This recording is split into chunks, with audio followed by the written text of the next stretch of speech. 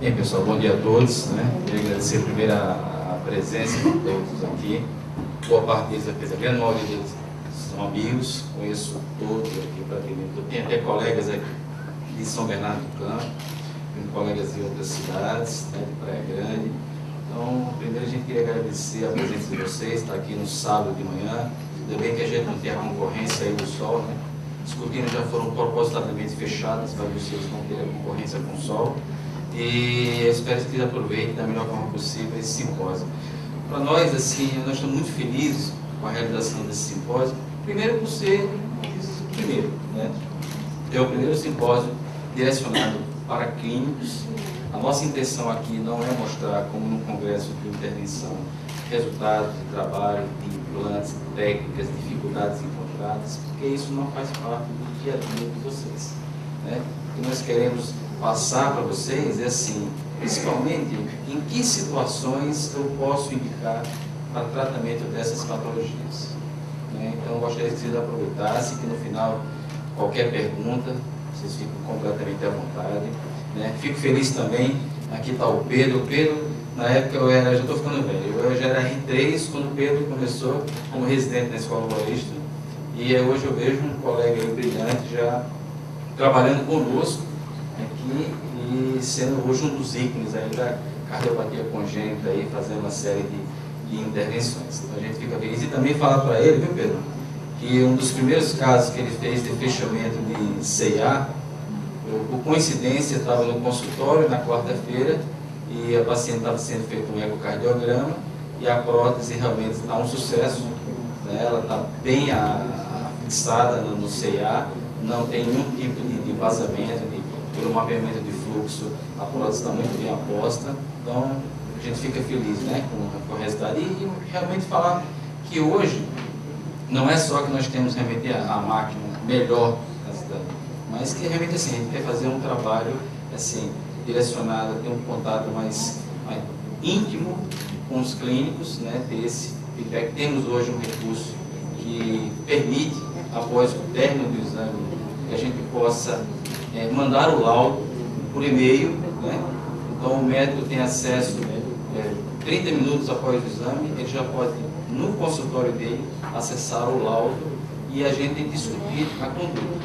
Então é muito interessante, né? Isso tem feito com que aproximasse cada vez mais o nosso contato. Então, pessoal, então como eu estava falando, esse assunto é hoje a coqueluche, né? Acho que não desligar não, o pessoal vai dormir. Então, a coqueluche dos congressos, tanto nacionais como internacionais, que durante um tempo, congressos mesmo intervencionistas, isso ficou um pouco chato, porque só se falava de stents. Stents, lógico, começou-se com os balões, né? Até chegar então os stents, cada vez stents mais novos, de gerações mais novas. Hoje, o próximo lançamento, quer dizer, não é que é lançamento, mas já o desenvolvimento dos stents bioabsorvíveis. Mas hoje o que a gente vê muito nos congressos intervencionistas já são abordagem de outros territórios, né? Nós já vimos as congênitas aí abordando a maior parte das patologias congênitas, né? Tanto em crianças como em adultos. E nós agora estamos vendo aqui a possibilidade, ainda bem que não tem nenhum cirurgião na sala, né? O cirurgião gosta muito de ouvir esse nome. Então a gente vai falar agora do implante transcatéter da válvula aórtica, né? Ou implante da válvula aórtica por catéter, não é na tradição brasileira. Então eu gostaria de passar. Então eu vou falar um pouco dessa técnica, tá? Que na verdade a gente fala que é nova, mas ela não é tão nova. Ela já tem uma década, né? Então já dá para a gente ter alguma coisa para falar sobre ela. Bem, estenose aórtica. Estenose aórtica é a doença valvar adquirida mais frequente. Ela está presente em 4,6% dos pacientes acima de 75 anos. E o tratamento padrão ouro, ainda hoje, é a troca valvar cirúrgica. A mortalidade operatória gira em torno de 3 a 8% com esse método. Alguns grupos a mortalidade é maior. Então, pessoal, a estenose aórtica, eu vou falar sobretudo da estenose aórtica, a estenose degenerativa senil. Nós não estamos falando aqui do tipo bicúspide, que tem uma degeneração mais precoce, ou reumática, que ainda é muito frequente em nosso país. Agora, para você ter ideia da dimensão do que isso vai representar no futuro, eu vou passar o próximo slide para você ver. Então, nós temos aqui inicialmente uma curva magrinha. Aqui, em 1970, para vocês terem ideia, olha o quanto representava essa faixa na população, acima de 75 anos. E agora, essa curva obesa de como está a população, né? Então, agora vocês estão vendo o que isso vai representar. E, na verdade, estudos do IBGE falam que, em 2050, aproximadamente 10% da população brasileira vai estar acima de 75 anos. Então, na verdade, pessoal, isso aqui vai se tornar um problema de saúde pública. Então, a gente tem que começar a dar atenção a esse tipo de problema, até do ponto de vista socioeconômico. E outra coisa é que pacientes, hoje com 75 anos, são pacientes também produtivos. Não são mais aqueles pacientes acamados, depressivos, não. Hoje, eles fazem parte da população economicamente ativa. Então, pensar em também tratar esses pacientes é algo também que pode fazer a diferença, porque hoje em dia se valoriza muito a qualidade de vida. Então, a história natural da estenose aórtica. Então, aqui nós estamos em uma válvula normal e uma válvula degenerada. A estenose aórtica, ela tem um comportamento muito interessante. Ela é uma patologia que ela é insidiosa, ela tem uma latência prolongada, mas quando? Aqui você vê mais ou menos 25 anos que o paciente está assintomático. No entanto, quando ele começa a apresentar algum tipo de sintomas, a coisa muda completamente de figura. Então, quando o paciente começa a apresentar algum tipo de sintomas, o que se observa é que a mortalidade ela aumenta em torno de 25% ao ano. Mais ou menos, em 2 anos, 50% desses pacientes já estão mortos. Esse slide é clássico. Então, o paciente que começa a apresentar sintomas de angina, é dito que mais ou menos em 5 anos ele já estará morto. Se ele desenvolve episódios sincopais, em torno de 3 anos. E se ele começa a ter insuficiência cardíaca, em torno de 2 anos. Isso, ou seja, se não for feito nenhum tipo de intervenção. Agora, aqueles pacientes que são submetidos a algum tipo de intervenção, ou o implante percutâneo, ou a cirurgia cardíaca, então a sobrevida é muito melhor. Outra coisa que a gente pensa é que é justamente como acontece em outras áreas coronarianas, que a gente acha que nossos pacientes estão sendo tratados. Isso não é realidade, pessoal. Na verdade, o que se observa é que mesmo sabendo que esses pacientes sintomáticos com alta taxa de mortalidade, o que se observa é que praticamente 32% dos pacientes não são submetidos a nenhum tipo de intervenção, né? Apesar de estarem muito sintomáticos. Eu acredito que isso aí se deve porque a maior parte dos pacientes tem uma série de comorbidades que muitas vezes contraindicam qualquer tipo de intervenção. Então, esse talvez seja o grande motivo de não ter sido feito nada desses pacientes. Aqui é um cenário de como está a cirurgia atualmente, né? Esse, na verdade, é um trabalho de 2010, num grupo de Porto Alegre, quer dizer, um grupo de uma boa experiência, onde a gente observa que a mortalidade, se a cirurgia apenas em troca, em torno de 10%. Se é feita alguma cirurgia associada, ela já sobe para 21%. A morbidade também é muito elevada, em torno de 25,2%, e se é feita alguma cirurgia associada, como por exemplo uma revascularização miocárdica associada à troca aórtica, sobe para 37,5%. Bem, agora vamos falar sobre a alternativa à cirurgia.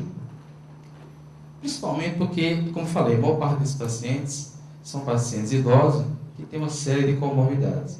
Então, a gente pensa numa alternativa. A primeira alternativa que se pensou, assim como as obstruções coronarianas, foi a valvoplastia por balão. Ela foi feita em torno de 1980, só que, apesar de ser uma coisa promissora, os resultados não foram tão satisfatórios. Ela promoveu pouca abertura valvar, modesta melhora hemodinâmica e complicações sérias, em torno de 5 a 10%, além de restenose precoce. Quer dizer, o que se achava que poderia ser algo que pudesse mudar a história da coisa, não se mostrou tão benéfico assim. Não mostrou nenhum benefício em relação ao tratamento clínico e tem uma recomendação classe 2B pela American College como ponte para a cirurgia ou apenas como medida paliativa à cirurgia. Então, devido a esses resultados não satisfatórios, assim como foi com o balão dos estentes coronários, começou-se a pensar então em dispositivos. Começou então com o tratamento transcatéter, utilizando dispositivos. O tratamento baseado em sistema de catéter teve seus primeiros estudos, lógico, em modelos animais. A introdução foi feita por Anderson em 1992 com a bioprótese porcina, com resultado hemodinâmico satisfatório. Mas, na verdade, o primeiro implante humano que teve impacto foi em 2002, o Dr. Alan Crevier, que fez o primeiro implante humano. Então, esse, na verdade, foi que deu início, e a partir daqui, 2002, começou-se, então, a contar a década do implante dessa prótese. Hoje, quais são as indicações que nós temos para implante de válvula aórtica por catéter pela Sociedade de Hemodinâmica? Presença de estenose valvar acentuada, sintomática, definida como orifício valvar aórtico com área menor que 1 cm². Pacientes com idade acima de 75 anos e alta probabilidade de morte e mortalidade cirúrgica pela presença de comorbidade. E a presença de condição anatômica e morfológica favorável para o procedimento por catéter. Então, essas são as 3 indicações principais para quando o clínico se depara com o paciente, pensar na possibilidade desse procedimento.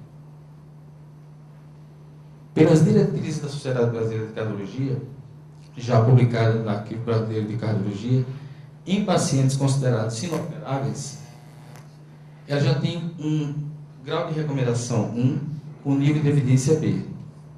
E para pacientes com alto risco cirúrgico, tem um grau de recomendação 2A, com nível de evidência B.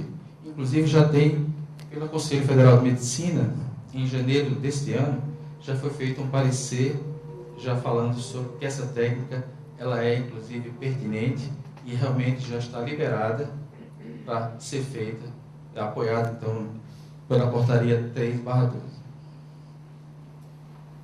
Bem, pessoal, quais são hoje os dispositivos que nós encontramos disponíveis na praça? Nós temos a prótese conhecida como Sapien, que é da empresa Edwards Lifesciences, que é uma empresa americana, e a CoreValve, que também é de uma empresa americana, da Medtronics. São as próteses que são utilizadas comumente hoje em dia. Essa aqui é mais utilizada do que essa outra, mas na verdade é por questão de experiência mesmo. A CoreValve é o que é? Ela é uma bioprótese autoexpansível com material de nitinol.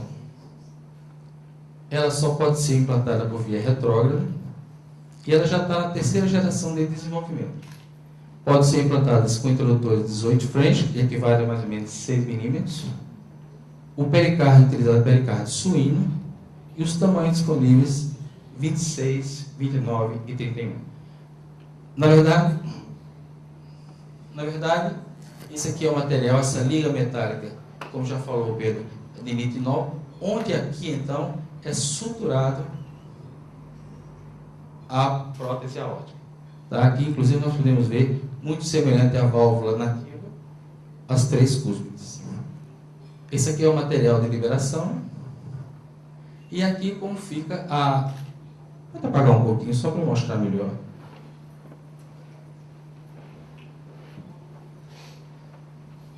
Esse aqui é como fica a prótese na aorta. Né?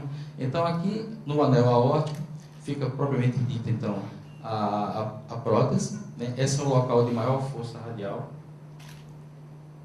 Tem então aqui acima, aqui não dá para ver bem, mas tem os ossos coronarianos. Essa região aqui ela é fenestrada, já é feito justamente para não haver oclusão dos ossos coronarianos, que é uma das complicações do implante dessa prótese. Então, e que também permite até uma cateterização posterior. Esses pacientes podem ser estudados através do cateterismo normal e permitir o acesso a esses ossos.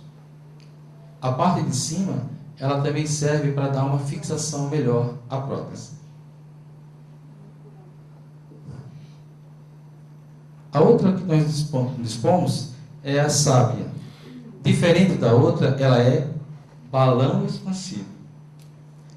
Tem em 3 tamanhos também, de 23 a 29, só que a liga de metal é de cromo cobalto e o pericárdio utilizado é o pericárdio bovino. Podem ser implantadas com um introdutor de 18 a 20 French e permite acessos, assim, é mais liberal. Pode ser pelo acesso anterógrado, retrógrado ou transapical. Em nosso caso, os mais utilizados são os retrógrado, que é o acesso que eu vou falar logo após, e em alguns casos o transapical. Uma visão da prótese, né? Aqui é uma visão transversal, nós podemos ver os 3 folhetos. Ela é menor que a prótese anterior, e aqui como fica, na forma lateral, como fica a sua fixação. Acessos. Na verdade, eu vou dar ênfase ao acesso transfemoral, né? Porque na verdade o que nós queremos é que vocês indiquem o tratamento percutâneo, porque é esse que realmente vai ser feito numa sala de hemodinâmica, né? Hoje existem salas híbridas onde você pode fazer procedimentos cirúrgicos junto com procedimentos de hemodinâmica, mas é o que eu quero dar ênfase, esse tipo de acesso. Por quê? Porque ele evita a toracotomia. Essa é a grande vantagem. Necessita, no entanto, de boa anatomia dos vasos, porém tem uma maior incidência de acidente vascular cerebral, porque também exige uma maior manipulação da aorta. Só um exemplo aqui, o introdutor, né, na artéria femoral. Na verdade, o que se faz aqui é uma punção da artéria femoral, onde se então leva todo o dispositivo até a válvula aórtica. O que se faz também aqui é uma punção contralateral da artéria femoral para poder você introduzir um catéter chamado pigtail. Esse catéter pigtail serve não só para medir os gradientes, como para, através de injeções na aorta, facilitar a posição correta dessa válvula, né? E também não está aqui colocado, como geralmente esses pacientes recebem um marca-passo provisório, pode ser colocado um marca-passo, geralmente é feito pela via jugular interna, mas pode ser colocado por outros acessos. Vou falar do acesso transapical. Esse, no caso, teria que ser feito então pelo cirurgião cardíaco, né? As vantagens é que tem uma mínima manipulação do arco aórtico e da aorta ascendente, o posicionamento é mais preciso da prótese, tem o menor risco de AVC, porque você não manipula tanto a aorta, não requer vasos femorais intactos, porém necessita de uma mini toracotomia. É uma desvantagem de pacientes que têm, entre muitas comorbidades, uma doença pulmonar. Eu vou mostrar nos slides aqui, nessa técnica, como é feita, só para lembrar. Aqui, então, é feito através do apex cords, é feita uma ressecção, feito um corte. Avançado, então, um catéter, né, através de um fio guia. Aqui é feito a dilatação da válvula. E a seguir, então, essa válvula, como eu disse, ela vem revestida no balão. Esse balão é insuflado. E a seguir, então, com o catéter, esse catéter pigtail, que está aqui, é feito uma injeção na raiz da aorta, que vai observar, entre outras coisas, né, o seu bom funcionamento, e vai ver também se há algum tipo de regurgitação perivalvar ou valvar. E o que você observa logo após o implante desse dispositivo é isso aqui. Por exemplo, esse paciente aqui tinha um pico de pressão no ventrículo esquerdo em torno de 280 milímetros de mercúrio, né? Um gradiente aqui em torno de 120 milímetros de mercúrio, quer dizer, uma estenose aórtica bem severa. E após o procedimento, praticamente essas curvas se igualam. Então, quer dizer, um procedimento que teve total sucesso do ponto de vista hemodinâmico. Agora, é onde eu quero realmente chegar para vocês. Como indicar esse dispositivo para pacientes com estenose aórtica severa e sintomática. Então, aqui acho que entra mesmo o principal desse simpósio. Como é que os clínicos vão se colocar frente ao paciente e pensar na possibilidade que existe esse dispositivo e quando indicar. Lógico que isso é uma coisa que geralmente vai haver uma discussão do clínico com o intervencionista, então discutir não só a indicação como os exames complementares para se chegar a esse consenso. Mas acho que o primeiro de tudo é você saber que pacientes eu posso selecionar para indicar esse dispositivo. Primeira coisa, pessoal, é fundamental, caracterizar contraindicação ou alto risco para a cirurgia cardíaca. Quer dizer, isso aí é o mais importante. Então, você vai ter, através de uma avaliação clínica criteriosa, geralmente pacientes acima de 70 anos, 75 anos, você vai selecionar aqueles que não são bons candidatos para a cirurgia cardíaca. Então, você tem a idade avançada, as comorbidades, que geralmente são muitas, desde comorbidades de problemas neurológicos, hematológicos, hepáticos. Então, você tem, geralmente, nesses pacientes, uma gama de comorbidades importante. Acidente vascular cerebral prévio, IAM prévio, doença pulmonar obstrutiva crônica, insuficiência renal crônica dialítica ou não, disfunção de veia acentuada e revascularização miocárdica prévia. Então, você tendo então esses dados em mão, o que se faz hoje em dia? A gente hoje vive muito na medicina, como diz, baseada em evidência. É difícil hoje em dia você justificar, sobretudo se você quer relatar um caso, se você quer publicar, você fazer a sua impressão baseada apenas na sua avaliação clínica. Hoje, exige que você tenha critérios mais objetivos. Então, para isso, você vai ter que lançar a mão dos scores de risco cirúrgico. Mas, para facilitar isso, hoje você dispõe na internet e você pode baixar todos esses scores de forma muito fácil. É só clicar lá sim ou não, é muito fácil. E depois de você terminar esse preenchimento, que não é tão longo assim, você já tem, então, um valor preditivo, que é muito, assim, é de uma acurácia bem confiável, e você tem um valor preditivo para a mortalidade esperada para aquele evento. Os mais utilizados é o Euroscore. O Euroscore foi desenvolvido desde 2009, então pode ser utilizado tanto para cirurgias coronarianas como para avaliação de cirurgias valvares. E você preenchendo aqueles critérios, ele vai te dar uma noção. Ele divide mais ou menos em baixo risco, médio e alto, de 0 a 2 pontos seria de baixo risco, de 3 a 5 pontos médio, e acima de 6 de alto risco. O outro é o STS Score, que é um score da Sociedade de Cirurgia Torácica. E você pode também fazer uma combinação dos dois scores.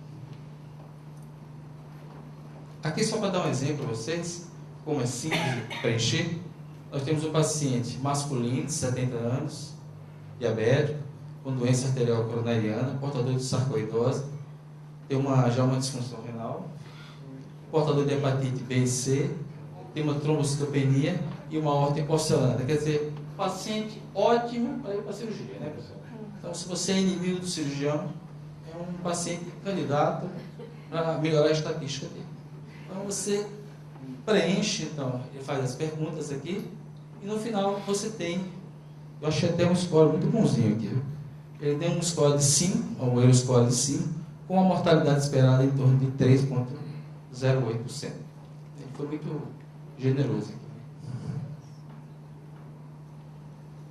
E o outro passo, então, já você pensa em indicar, né? Então, o outro passo é você propriamente avaliar, então, a anatomia da válvula aórtica, a raiz da aorta, o acesso vascular e a anatomia coronariana. Quais são os métodos que vocês vão... Não são muitos, pessoal. Então, os convênios também não vão gostar muito. Então, você procura, então, simplificar.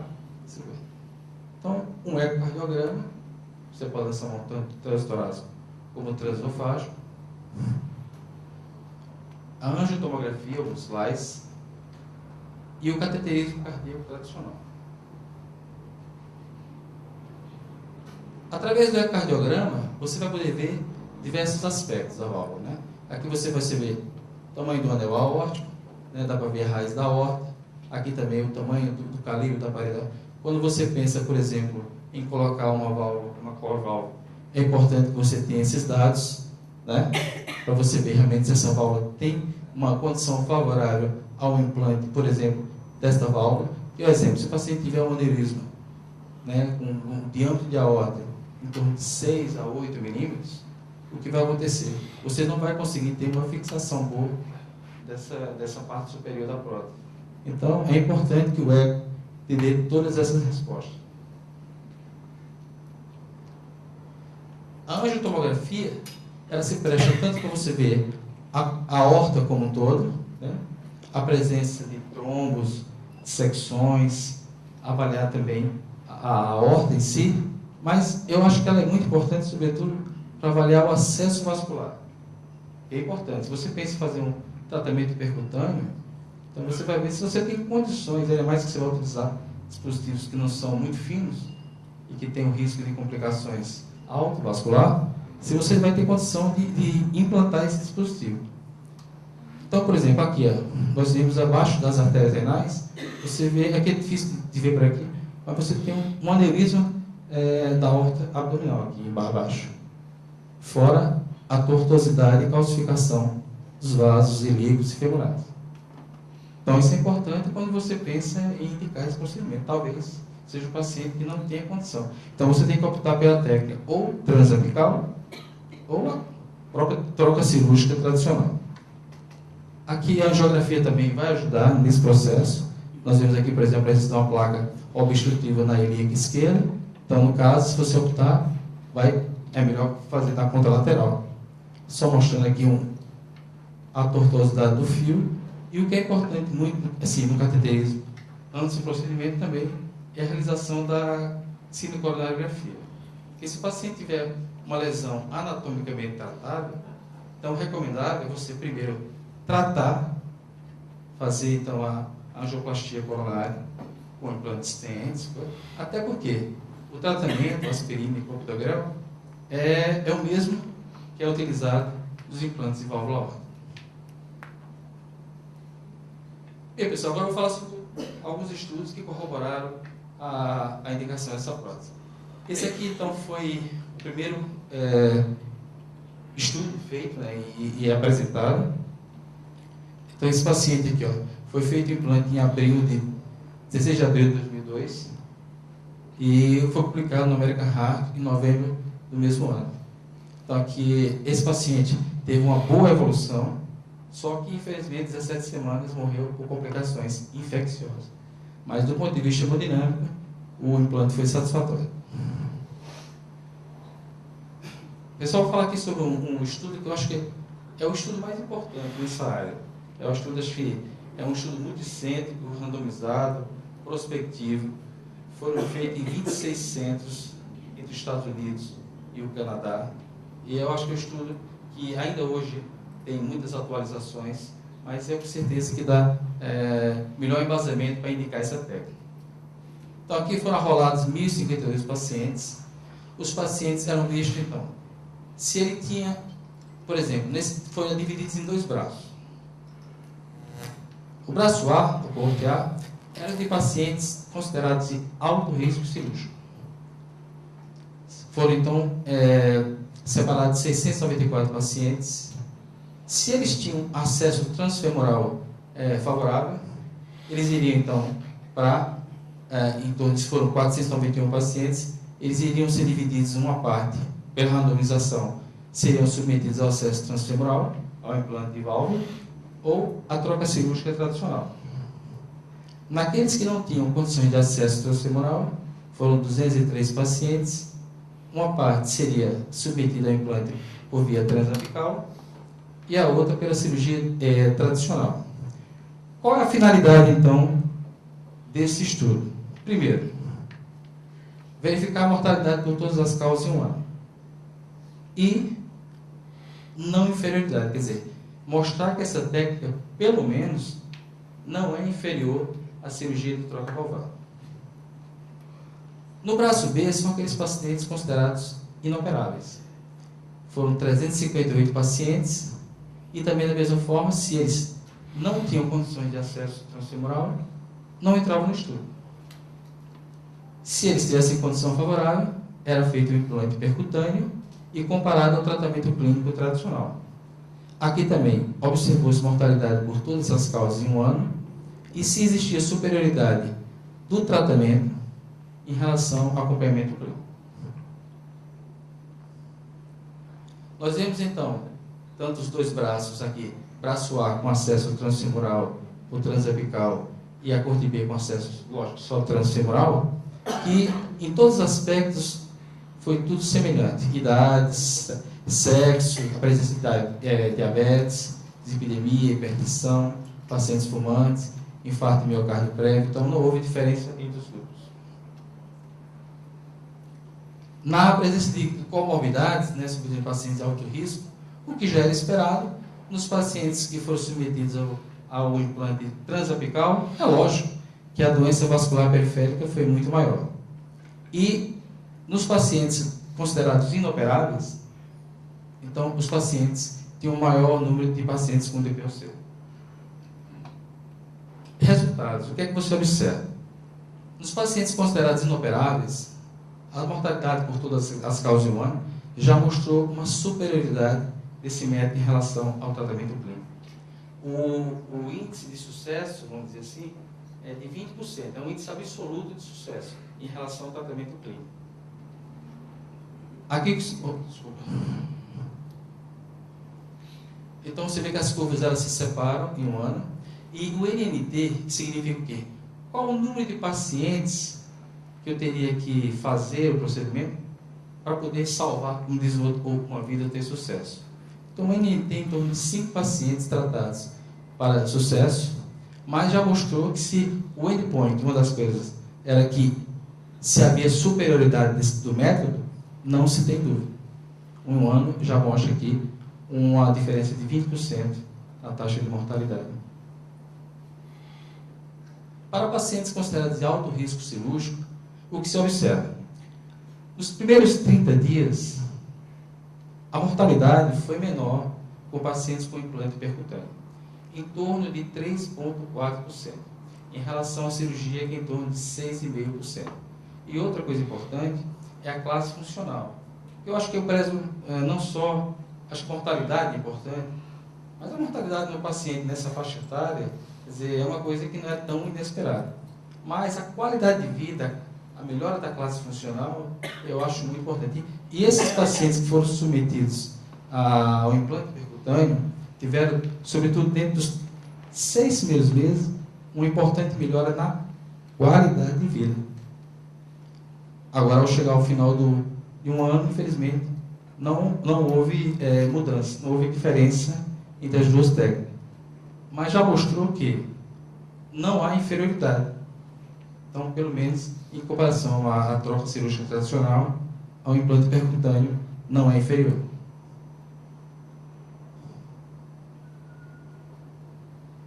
Interessante esse slide também, pessoal, você vê. Antes do tratamento, você não vê nenhum paciente aqui em classe funcional 1. É lógico, né? Porque se você vai indicar esse tipo de procedimento para pacientes sintomáticos, eu já espero que pacientes estejam, pelo menos, como aqui demonstra, a maior parte na classe funcional 3 e 4. E é interessante acompanhar ao longo do tempo que nos 30 primeiros dias já começa a ver um percentual aqui em torno de 30% nos pacientes submetidos ao implante de válvula percutânea e mesmo também troca cirúrgica, você já vê 30% dos pacientes que já melhoram da classe funcional e já aparecendo na classe funcional 1. E olha no final do primeiro ano. No primeiro ano, olha só, o número de pacientes que estão em classe funcional, por exemplo, 4, em comparação aqui, e o número de pacientes, quer dizer, quase perto de 60% em classe funcional 1.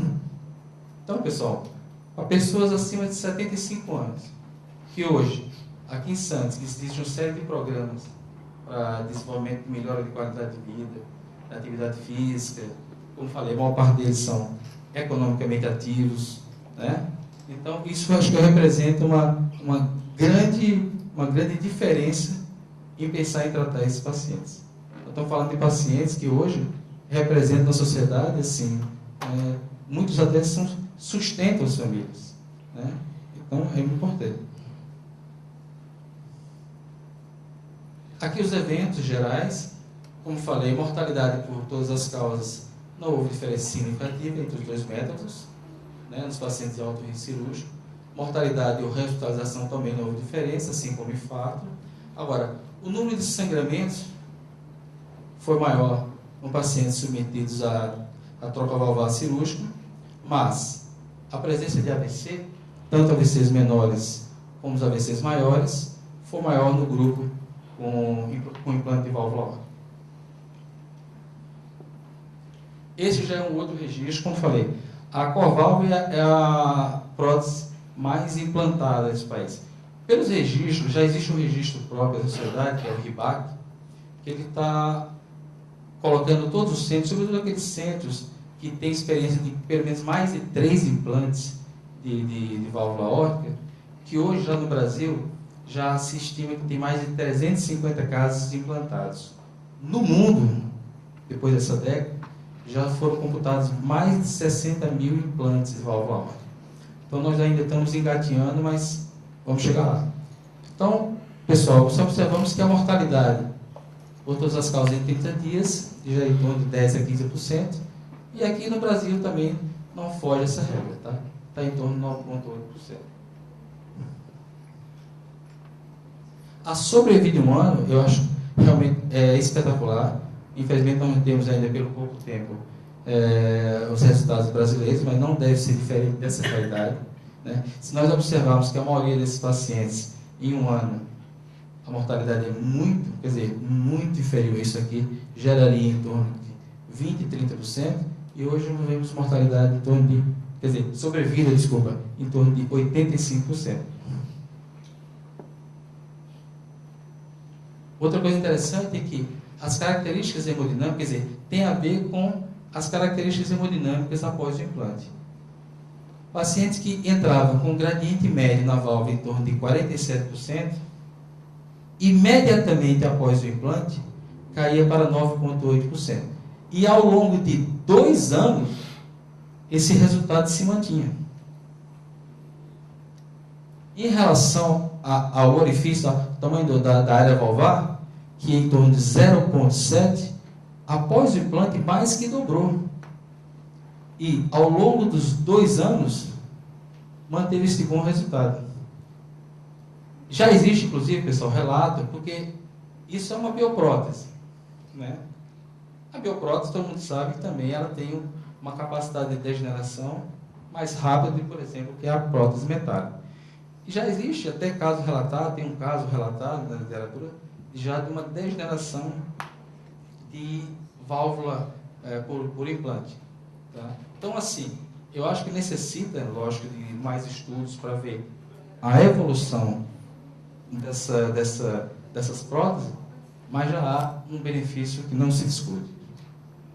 As taxas de sucesso também estão elevadíssimas, muito promissoras, né? Seria coisa próxima de 100%, que não é diferente aqui no Brasil.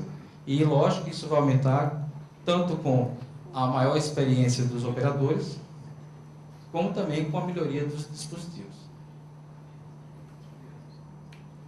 Uma coisa deletéria, mas também facilmente corrigível, assim como o Pedro falou a respeito da correção do tratamento de estenose aórtica congênita, é que devido à própria posição anatômica da válvula com feixe de condução ali, um dispositivo que pode, então, na sua expansão, comprimir ou, né, atrapalhar esse feixe de condução, um dos riscos é provocar um bloqueio atrioventricular total.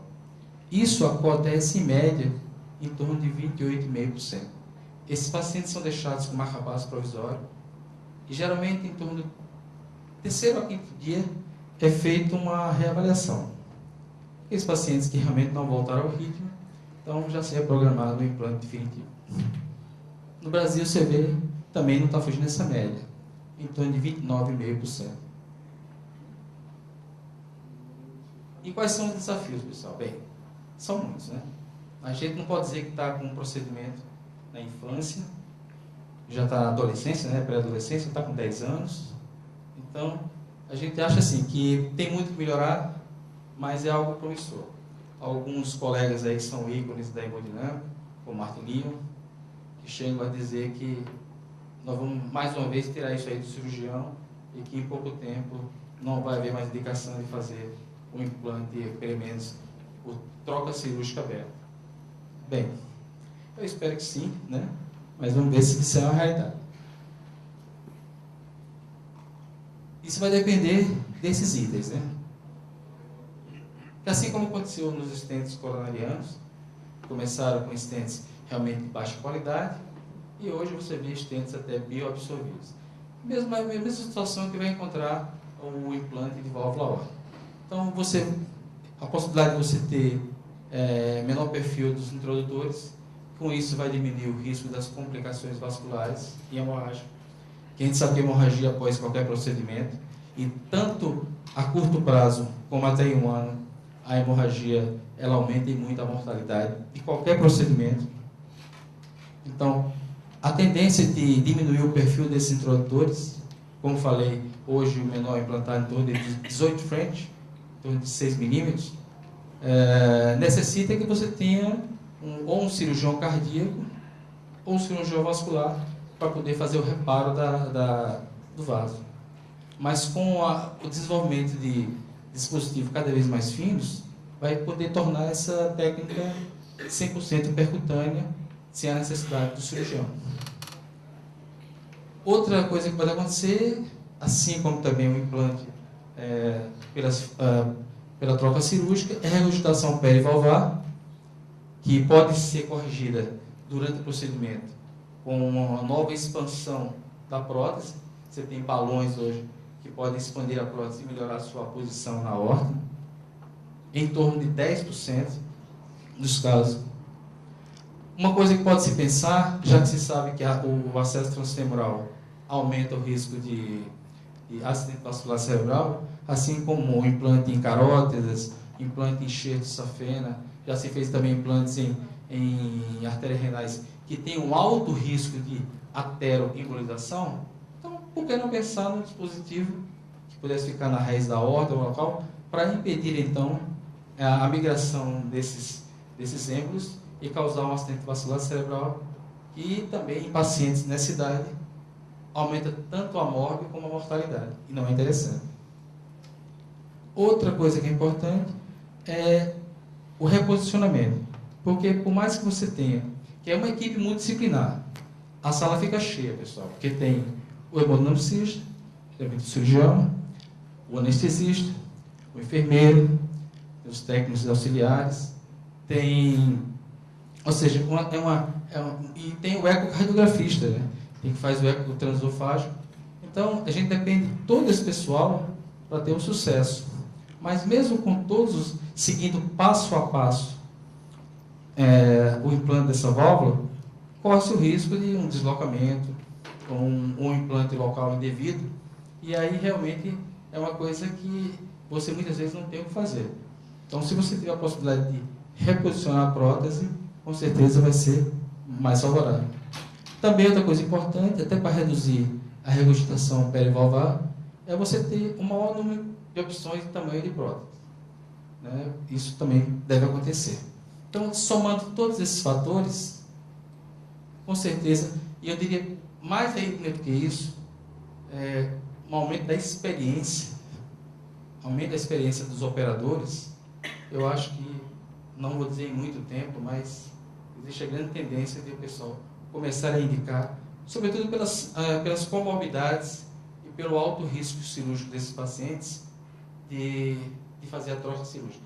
E digo mais, quer dizer, já existem trabalhos como o Partner 2, que já estão avaliando em pacientes com menor risco cirúrgico, e já existe um trabalho chamado Surtado, que já está pensando na possibilidade do implante em pacientes assintomáticos.